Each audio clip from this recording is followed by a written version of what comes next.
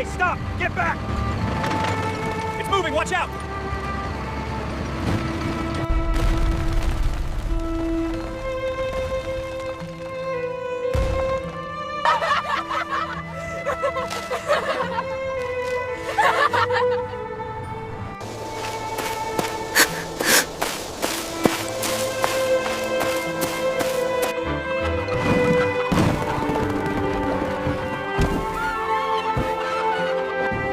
Rain pours heavily. The cereal box flaps in the wind. Mud splashes around his feet. The panda trudges forward stubbornly.